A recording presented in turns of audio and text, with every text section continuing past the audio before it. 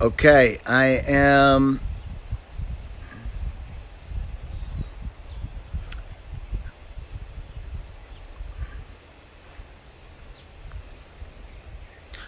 Hi, I'm waiting for anybody to tell me if they can hear me. Can you hear me? Yes, good. Okay, cool. Awesome. Yay, finally. Sorry about that before. I restarted my phone. That was really frustrating. Hey Cheryl, what's up? Um yeah, that's me and technology. It's always been a thing. And today was going so smooth. So, of course, something was going to happen. And it's like one of those things where, like, I didn't do anything. Just went to get back on like I always do, and then that happened. So, thanks for sticking with me. Sorry for those of you who were frustrated. I was too. Um, it was really weird. But hi, Gia. What's up? Thank you for the early birthday wishes, Cheryl. Yes, on Sunday it's my birthday, and I can honestly say I never thought that I would spend a birthday like this. But I can honestly say I only wanted to be with my family anyway, so it all kind of works out. Um, but I do have a special guest that I want to bring on to talk with. Who? Let me make sure she's in the queue here.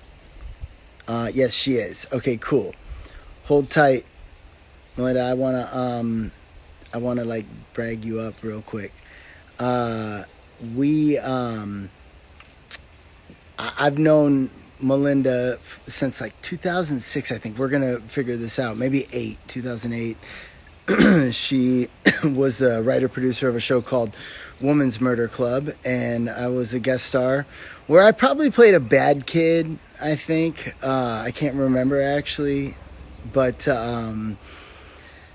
all these years later, I get this script for Nancy Drew, and then I have a telephone call with Larry Tang, Noga, and Melinda to discuss me doing the role. And immediately I looked up Melinda and I was like, oh my God, I worked with her. And I loved her then, and I love her even more now. It's been amazing to get to know her on this kind of level. She's an amazing writer, a great boss, helps run the ship like so smooth. And we'll talk a lot about this as I talk with her, but um, one thing I love about Melinda is that she listens so intently to everybody about everything, and it's somehow always implemented in her work, in her writing. And I can't wait to touch on that more with her. But without further ado, and I learned this last time, it takes a minute to set up, so I don't want to drum roll it too soon. Get a producer. There she is. What's up? Hi. Wow. Hey, how are you? Great. All things considered. It's been really fun Yes. watching you all day. This is wild. We're Uh, talking. I know, I know. Well, hey, when they asked me to do this, I was so excited, more than I probably ever would have been, because I had something to do, And I keep saying I was going to do it for myself, for my own Instagram and personal stuff, but um, I don't know. Life gets in the way, with the baby and everything, so it's hard to keep up with it. But to just come in and do it for one day, like a guest host, it's really fun. Cool. Yeah. Thank So you for thank your you for what's that? very kind introduction. Thank you. Yes, and thank you for giving us your time and coming on here. Did you just get out of the writers' room right now? Yeah, we were on the Zoom room just now because we had our usual writers meetings are in the morning, then we have a break for lunch, then we have an afternoon meeting. It's Passover. Happy Passover, everybody who's celebrating Yes. that. We ended the writers room a little bit early, and so the timing worked out. But we've been going at it, solidly to start on season two for several weeks now. So we're really excited about the stuff to pick up with. That's really cool. And there was a write-up that our show was included in, right? About how we were one of the first to take on the Zoom conference room and write that way. Like, Yeah. share with everybody about that. It's a weird experience because you're used to being around a big conference table with lots of snacks, and you can get up and you can take phone calls and you can walk outside at lunchtime, and lunch comes in and everybody eats together and we take, you know, breaks and we write on the board, and it's all very interactive. So to suddenly be like talking to a screen of 16 little boxes, you know, it's very different in a way. But on the other hand, you can see everybody's eyes all the time. So I found it actually easier to focus in some ways because I knew exactly who was talking because the box lights up. And then I could say the expressions of people who were like just about, I could see, oh, Alex is thinking. It was actually easier to pick up in some way visually. But I really miss, you know, seeing people in person. It's not the same, but it's good. It's better than not seeing. And then forward this afternoon, we were talking about episode 206 because we're banking that script, and we're going to, you know, a lot of super things will be happening. Relationship things will be happening. There's going to be some fun. There'll be a party because we love parties. And so we have an Excel spreadsheet. So on one side of the screen is the Excel spreadsheet, column A, the A story. And what are some scenes we'd like to see in the A story? And just like, you know, off the top of your head, doesn't matter what order they go in, doesn't matter if this ever makes it onto the, it would be really fun to see this crazy sequence. You know, it would be really fun to see that like almost kiss or whatever. And then in the B story, here's the emotional thing that's going on that our supernatural story is actually going to feed into and comment on, kind of in a, you don't even realize you're eating your vegetables, but you know what our supernatural story is doing is upholding the theme and the journey of the characters because they're butting heads or they're coming to a new understanding or they're, you know, the twists and turns of like who lied to who this week or is that not. And then in the C story, it's like its own column. What are some fun things happening at the club where some things we set up in the episode before start to kind of poke their head through, but we're not going to play that out fully. So we just want a little content-sized version of that to speed up for next episode. So like, you know, that's actually easier to do. You're looking at the screen and you see the boxes go up and you don't have to like look back and forth for anything. You're always looking in one direction. So there's that. And this is fascinating to me, and like probably has started a new way of writing that you wouldn't have gotten to this soon had it not been for this.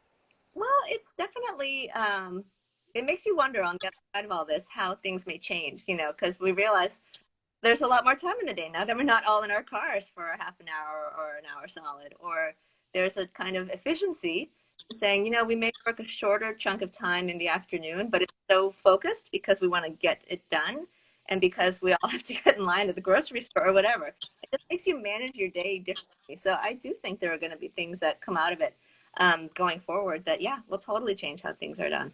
And you can work in your sweatpants, which is cool. I'm fully dressed, so you know. I know. I actually put on jeans today. I'm like, you don't even see me from the bottom, but just in case, I feel better about myself. Question: What if a genius staff writer made a digital board to break a story on? Do you know? We're not using the copyrighted board. I was on a show called The Gifted for 2 years, and it was like this very, very detailed, wonderfully put together. Brad Marquez, I love this guy. He, sorry, I just saw Eric say I'm never fully dressed. I can't tell. I haven't seen anybody, you know, but Brad's Gifted board of like, you know, put in B story and it would change a color and it would practically move itself. It was so complicated and beautiful. It became a distraction by itself. Brad, yes, that's that's you. It became a distraction. Such a beautiful jigsaw puzzle that you wanted to be perfect. And so by using a simpler Google spreadsheet, we are, at least for me, not as focused on what the boxes look like. And it's just a tool to stick little story ideas in little boxes and keep them organized. I've got to look into this because I love story and writing. Being an actor for so long, I've obviously, you know, I am around scripts constantly, and I would never say I'm a writer because I would never want to take away from a real writer. But these are all the things I don't know about, so I need to really do some research. You can check it out. We're on the Zoom room every day. You can come hang out. I know, and I don't live far from your writer's room either. Yeah. On the other side of it, definitely come by. But for now, I'll Yeah. you can just pop in. Wait, the Gifted show? Who was what was the Gifted? I know that name. Uh-huh. It was on Fox for 2 years, and it was an X-Men spinoff, essentially minor character from X-Men movies or movies, and we would reference the big people, but we wouldn't be able to use them because they were being used in the features. It was about a couple of teenagers who realized that they had mutant powers and had to hide them and kind of go on the run with their parents, who prior to that had been very straight arrow types. In fact, one of them, ironically, of course, that were sort of, it was like after 9/11, what was it like to be a Muslim? And so we had posited, or the creator of the show had posited, that there had been this kind of tragedy in the United States, and after that, public opinion turned against the mutants, and a lot of restrictive laws in place. And then how is it to grow up in society? And then how is it to run away from it and try to get across the border to Mexico when you're discovered? Only show. Uh, Yeah. it was a lot of fun. There were American society, freedom, and of course the X-Men. I'm a huge comic book, so it was so fun for anything where you got to say the words X-Men. Yeah, right? That's cool. That's really cool. So, well, and a lot of people don't know that you and I go all the way back to, correct me, is it I think 08, 06? would have been 07 because I was pregnant with Jackson. That's what it was. Yeah. In fact, I think it was the fall because it was before we went on strike in 07/08. So that's when it was. And I was pregnant, and I remember we ran into each other in the Sutton Place Hotel. See how Ashley has a baby in her tummy? When you were in my tummy, and it like melted his brain. So that's when it was. Right? Yeah. Isn't that And crazy? you played a kind of not exactly a bad kid. You were trying to free your dad who'd been wrongly put on death row. And you realized that you had found the one witness who could exonerate him, who could recant his testimony from years and years ago, except that dude got murdered in the teaser. And so you went on like a one-man quest to bring the killer of that guy to justice, who also happened to be the killer that your dad had been mistaken for back in the day. And so you got involved with the women of the Women's Murder Club and trying to prove this. And he was, I remember now, he was about to be executed, and we put a stop to it right before he got executed. Moments before, just in the nick of time. And yeah, that was intense. I remember I had never, obviously, no one's really ever been a part of something like that when the way it really happens. And you're sitting there waiting to watch someone get executed, but it's just it's like a black curtain, and they open it up, and there's, in this case, the guy playing my dad sitting there with everything on him. Right. And then it's just a countdown, and then they turn it on. I assume we luckily stopped. Sorry, my phone's dying again. It's like I haven't been able to keep it juiced all day. But anyway, yeah, that was intense. That was a really intense, cool opportunity. I mean, you talk about like cool opportunities as an actor that, these scenes put you in. That's like one of those that I will never, ever, hopefully ever be a part of, but got to do that day. So we go back a long ways. Yeah, it's crazy. It is crazy. It's such a pleasure to have you on the show. It's so fun because I think a lot of people don't realize that you are this incredibly sunny, chill dude. Because when you're playing Ryan, you're so and I think I told people when they saw the Whisper Box, the episode 13, when you're Ryan in kind of the dream world with your sleeves rolled up, and you're like, oh yeah, we're gonna put a swing set in. Kids love swimming sets, and you totally ad-libbed that. And I was like, people don't know that's actually Riley. That's the guy. Yeah. Well, and it's funny. I mean, I keep saying this in interviews, but I guess I have a face that can play this kind of character. And it really isn't me, but I do enjoy playing it. I have fun with it. And certainly on this show, it's been fun because I feel like together, and I want to hit on this because everybody I've talked to today has complimented how you and the writing room listens and takes note of what everyone is saying and how they're feeling and who they are. and implements that into the characters. And I think that really, and I've been on a lot of shows, I see that that makes a difference on this show because it's really bringing the characters to life and gelling it more. And that's attributed to you guys being such great listeners. But you and I have done that all season with Ryan. I mean, I think, and I don't want to speak out of turn, but like, I think he was probably one way on paper before you guys met me. Yeah. And then I just, you know, I know that all season I've just been trying to find Ryan, like what drives Ryan, like why is Ryan the way he is, and ultimately it was that love for Lucy that we're starting to uncover, that is, you know, a driving force for him that we didn't know, that he didn't know until now. Oh, for sure. But When we saw the stuff that you did in episode 106, we started to think going forward, like, how can we really lean into that? This guy loves, you know, and I think it was revealed to us in a lot of ways in the dailies. I remember Noga pulling me aside in the hallway. She's like, I was awake last night thinking about this. You know, I really think we need to adjust what we're thinking about in our plans for the future for Ryan, because what we're seeing in footage. And so it was so cool. And I really feel like, you know, here's a scene that you never saw because we had to cut it out of the script because it didn't fit. I don't want to give any spoilers away from 17, but in my first draft of 17, the parts that I wrote, and by the way, big shout out to Lisa Bao, the co-writer. yes, Her younger writers on staff, but she's terrific, and she wrote the George stuff with the kids and the, you know, Victoria, and all of the stuff with the cousins is so fun. So great job. But there was a scene where Nancy and Ryan are outside the party. No spoilers. Oh, that was kind of a spoiler. Shit. Well, oops, sorry. It doesn't matter. It doesn't matter. They're together. it's okay. Guess what, guys? There's a party. It's so funny. I do the same interviews you do, right. and they tell us that we can't say certain things. And what's funny about this whole episode is everyone knows this thing but Ryan, and Right. you know, we're protecting that, right? But yeah, go on. Okay, so they're outside a building, and and they're talking very intensely, and then suddenly they realize, and this is the scene that we couldn't do because it didn't fit, but suddenly they realize that young Lucy is watching them from the woods, and Ryan takes off, runs after her, and tries to find her, tries to catch up to her, and shouting, "I'm sorry," you know, and then she's gone. But that didn't fit in in the episode. Oh, you just like, that's like giving me a baby and taking it away. Why would you tell me that? I That's thought so good.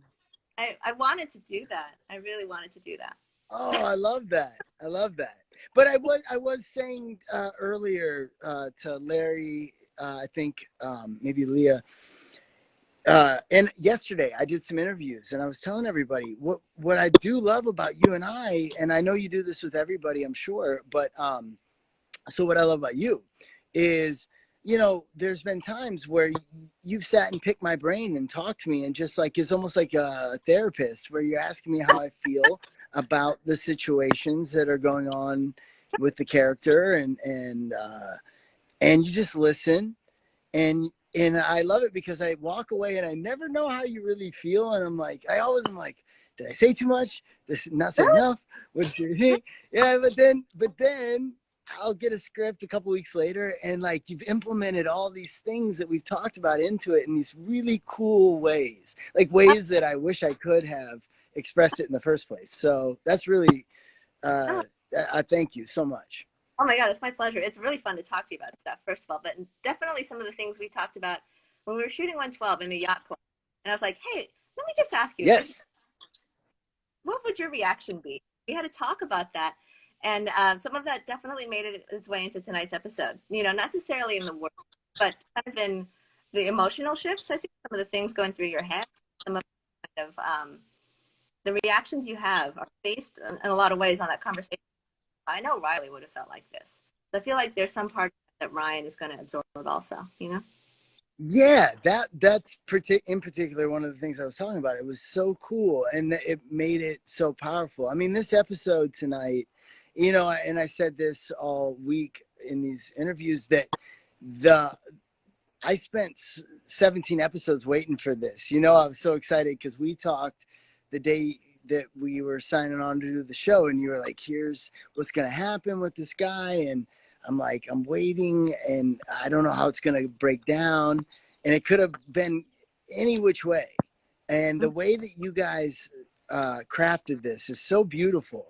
And it gives, there's so much more for us to do as actors with this knowing and unknowing and needing and not needing, and you know, like I'm trying not to give too much away, but yeah, it was so beautiful, and it took me a hard minute to like wrap my mind around it as the actor, because I'm like, all right, so everybody, you know, has been revealed this, but Ryan doesn't know, and how is he gonna, how is this gonna shake down?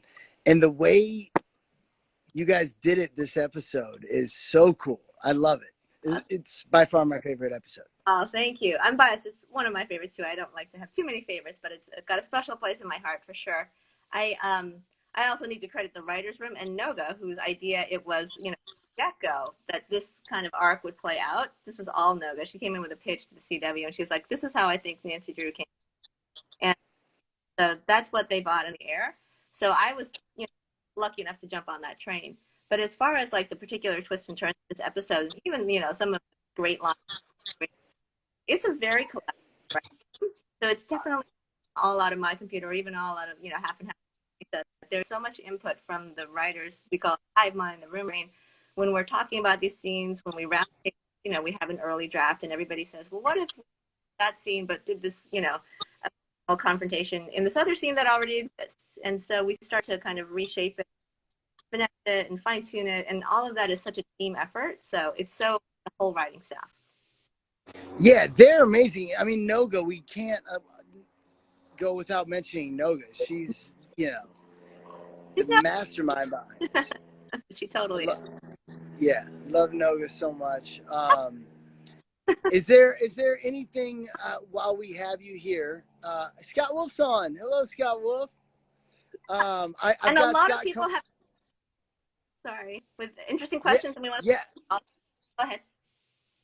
I know. I've got Scott coming on right after you. He was supposed to be at 5, but then we had that technical difficulty. So you're actually bumping Scott. This is like you're big timing Scott Wolf right now.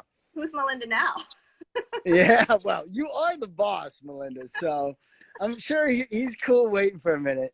But yeah, and also I want to say, a lot of people don't know this, but like, you know, there will be a lot of internal emails that go on with our crew and our cast, and which all come from you. You're at the top. And especially as of late with everything that shook down with the COVID crisis, you handled that so well, and you've handled everything. Any little bump in the road we've had, you've been such a great captain of the ship. Everybody that you've got with you on the team, and you know, like I laugh and always joke, I've been on a lot of shows, but I have, and you're killing this, and just thank you for navigating us through this. I know that the real fans of the show know what an asset, you know, you are to this. Oh, thanks. Thank you. It's an absolute pleasure. It's so meaningful to be part of it. You know, everybody was in it together. It was not figuring out how to get through the several weeks, and still figuring out forward, you know. So a big studio on the network who've been incredibly cool about everything, like forward thinking and human about that. So there's that. I feel like we should answer a couple of these questions. They've been so nice. Yes. Go. Yeah, let's take some. Well, you haven't had a whole lot of stunts. You've done some of your stunts, like seeing you with the dress. That was you. Well, I will say my whole thing is they have stunt actors for a reason. So I'll be in my trailer just chilling. Let them do all the heavy lifting. I'm cool. You know, some guys want to be heroes and do their own stunts. I'm like, no, I'll be in the trailer. I'm cool with that. That's why they have stunt performers, and I want to let them do what they do best. They do it better than me, so why would I even, you know, I'll bring right. the trailer. Yeah, like they're just too dangerous to let the actors do, the actors, but to do something that requires a lot of meaning, we definitely have to ask that of the actor, just because gravity and physics, and God forbid something goes wrong. You know, there are people like they know how to fall. They're wearing all this padding. They know how to do it. So there's that. And then another question came about. I think, how do you come up with a mythology? One of the biggest pieces of mythology, Dead Lucy and her connection to Lucy, that was all from Noga's head. In terms of the other ghost stuff, it's also definitely a Noga department where we're kind of like, well, how does I don't know, how does a sea demon work? And so she'll say, well, I think it should be this, and I don't think that the sea demon can talk, or I don't think we should see very much of it move. Or she's very specific about how it sounds, about how the world perceives it, why it assumed the form of whatever it assumed, and why the fortunes happened in this specific way. So she's got it in her head in a specific way. But we also have so many conversations, hi Leah, in the room about like, well, but could Yes, it hi also Leah. there's a lot of yes and in the room, and I think it's in terms of you never want to not say, well, I don't like that idea, and then that shutting down. That's no fun to be in that room, first of all. But it's also kind of like, well, what I like about that is that we could do a great big stunt. The issue with that is that it's Vancouver fire season, so we can't set anything on fire out in the woods. But what if we did this? Sparks another conversation. So if it's always like, kind of building on things, we definitely try to do that. And I hope that that is how people feel just in general, and the crew and on set and stuff. And it's such a compliment to hear you say that I listen. I am so glad how it's being, I don't know, received, because I do listen. I love listening. And I think it's way more important than talking a lot of the time, especially when you're in a position of want to see how the pieces fit together. But I think when one of the best pieces of advice I read in an interview, Kenneth Branagh, when he was talking about directing Cinderella, he said that he wants to foster an atmosphere of possibility. So I think one of the best ways to do that is also to look people in the eye and say thank you for being amazing and being a delight to work with, doing such a fantastic job on this episode. And then one last question, and just boot me off of this whenever it's Scott's turn for real, because I actually don't want to hold up his schedule. There was a question on the feed that says, how do you get a seat in the writer's room? No, you're captivating right now, Melinda. Like I'm totally listening. um, Writers' rooms are really difficult to get into, but not impossible. And that's one reason I chose TV writing as opposed to feature writing, which is like lightning in a bottle. But TV writing, there's a kind of a hierarchy sometimes where you can start as an assistant, you work your way up, you can kind of climb the ranks slowly but surely, and that also teaches you how to exist in the room, an ecosystem, and how ideas pop around, and how the workflow happens. There's a lot of advantage to slow entry into it, because I've also seen people get only and they didn't know what to expect in terms of politics is a different thing in every room. I like to think that our room is not terribly political, but some rooms are, and some rooms you kind of game the system a little bit. Our room's not like that, but so coming up slowly through the ranks as an assistant, I think is kind of, and then also to write all the time, because I think a lot of writers, or a lot of new writers, are afraid to put their work forward, afraid to show to people what they've written, because they're like, oh, it's not enough. It's never good enough. I get rewritten by, Alex Taub, put in some of the funniest lines in tonight's episode. I'm not ashamed to say it. I go to Taub and I'm like, does this scene work? And sometimes he'll say no, and he'll tell me how to fix, tell me how to make it better. God bless Alex Taub. But same for Noga. It's like, Noga, do you think that this is what we're trying to say with Nancy as a character? And she's like, well, I think that this is where her heart is right now. We'll figure out a different way with the hive mind. But in your own writing, anybody who is interested in a further career as a writer, and first of all, if you are writing things, you are a writer. You don't have to say, I want to be a writer. If you're writing words, if you're putting them together, you're a writer. And I would say, write when you don't have time to write when you don't feel like writing, and write when you think it is terrible, because at any given moment, it's going to be true of your writing, at least in your perception of it, and you have to push through, because otherwise you won't complete anything. after you complete, then set it aside for a little bit, and then look at it in an objective way, pretend somebody else wrote it, and say, these are 5 things I want to fix about it. I want to make it shorter. I want to have the character have a clearer journey finish, like she starts out guy and she ends up falling in love with him. I want to make it funnier. I want to make it scarier, and I want to make sure that the act breaks are the right lengths for TV. Anyway, that could be something that you have looking at your first 67 pages of a script that needs to be 48. So if you have clear goals and you really, when you're revising your stuff, then you have a way to judge whether you're making it better instead of just different as you go through the revision process. So that's, in a nutshell, just a couple of tips. I don't know, pearls of wisdom. Melinda, have you ever written features, or do you stick to only TV? I'm curious. I don't even know this answer. Right. I have only written as specs. And now that I've written TV for many years, I kind of feel like, oh, I don't know if I have the patience to write something that long. That would take that long to get. I like I know where the act breaks are. It's like haiku, or a carpet. It's very demanding as a form in a lot of ways, but it's very rewarding. The fall gives you some supports and kind of like, well, I know I've got to have something exciting happen 11 minutes in, so I better ramp up this whatever confrontation is, and oh my God, there's a car crash. Back up, or whatever. Yeah, no, I feel the same way as an actor. Mm-hmm. I really do. The pacing of a TV show, the moments and the beats, and you can play a character out for a lot longer, and there's something that's scary about not knowing where a character's going. Right. You're kind of on a tightrope. Are you with us?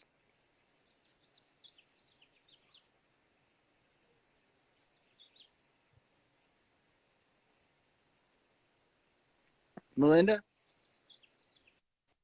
Hey, are you there?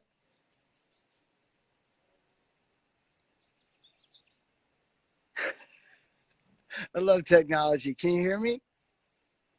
You can't hear me?